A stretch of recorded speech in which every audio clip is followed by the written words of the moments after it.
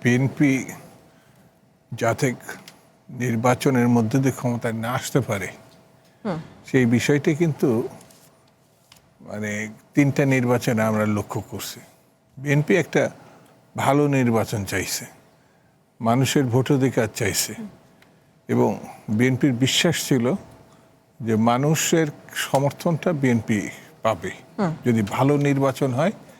তাহলে পরে এই দেশে একটা মানে ৮ সালের আগে কিন্তু একটা প্রবণতা তৈরি হয়ে গেছিল যে একবার বিএনপি আসছে, সেখানে বিরোধী দল হিসেবে আওয়ামী লীগ আসছে, আবার আওয়ামী লীগ আসছে, বিরোধী দল হিসাবে বিএনপি আসছে, অর্থাৎ একবার বিএনপি একবার আওয়ামী লীগ। এই ঘটনাটা কিন্তু আমরা বেশ একাধিকবার দেখেছি।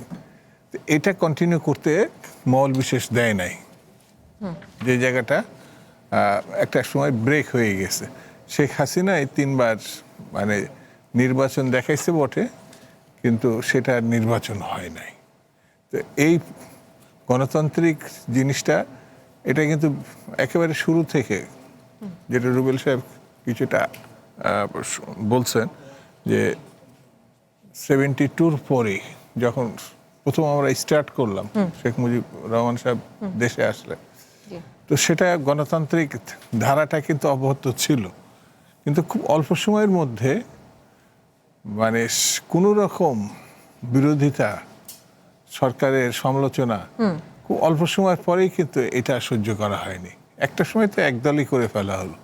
তো সেই যে পদচ্যুত হলো, মানে গণতন্ত্র থেকে বিচ্ছিন্নতা আসলো, সেটার পরিণতি আমরা খুব ভয়াবহভাবে দিয়েছে। বিশেষ সেই পরিণতিটা শেখ মুজিবুর রহমান সাহেবের পরিবারও দিয়েছে।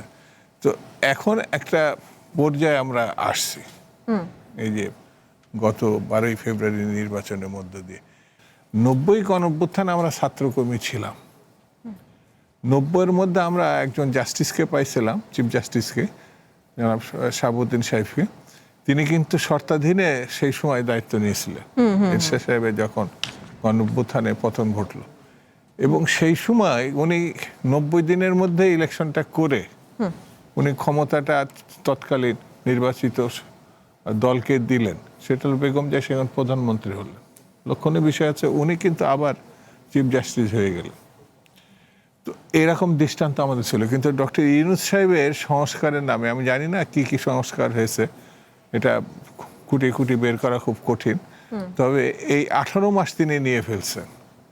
আর ওই যে বললাম যে 5 বছর নিদেন পক্ষে ওনার থাকা, তো সেইটা ইলেকশনে, কারণ ওনার কিন্তু ওই ক্ষমতা নেওয়ার আগে যে 2 বছর খুব ইয়ে না, কিন্তু মানে অল্প সময়, মানে এই কথা তিনি বলেছিলেন, তিনি একটা লম্বা সময় আসতে চান। সেই জায়গায় গণতন্ত্র টনতন্ত্র ওনার বিবেচনা বিষয়। উনি একবার রাজনৈতিক দলও বানাইছিলেন। তো আমি যা হোক তার সমালোচনা আর আমি বেশি করতে চাচ্ছি না এখন। সেই পিরিয়ডটার পরে বিএনপি ক্ষমতায় আসছে।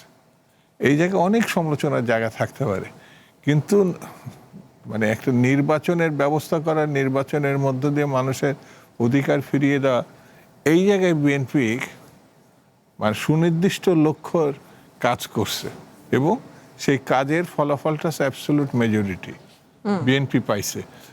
সেই নির্বাচনে কেউ কেউ প্রশ্ন তোলার চেষ্টা করছে, কিন্তু বাস্তবতা আসতে প্রশ্ন তুললেও সেই সাহস এবং সেই অবস্থাটা দেখাতে সক্ষম হয়নি কেউ, এবং সরকারও গঠন হয়েছে। এখন মানে পররাষ্ট্রনীতির ক্ষেত্রে, বাণিজ্য নীতির ক্ষেত্রে বা পুনর্গঠনের ক্ষেত্রে কি কি ভূমিকা বিএনপির হওয়া উচিত, বিএনপি কিভাবে এগোবে।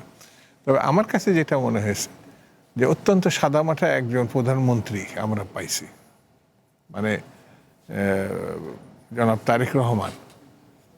তিনি কিন্তু প্রতিনিয়তই বিরোধী দলের সঙ্গেও একটা সম্পর্ক বা অন্যান্য রাজনৈতিক দলের সঙ্গে সম্পর্ক রেখে, অর্থাৎ তিনি কিন্তু ওই প্রধানমন্ত্রী যেরকম অতীতে আমরা একটা জায়গায় শক্ত হয়ে দাঁড়িয়ে যেতেন, পারস্পরিক যে যোগাযোগ আলোচনাটা হতো না, সেই জায়গাতেও অনেক কিছু সংকট দেখা যায়।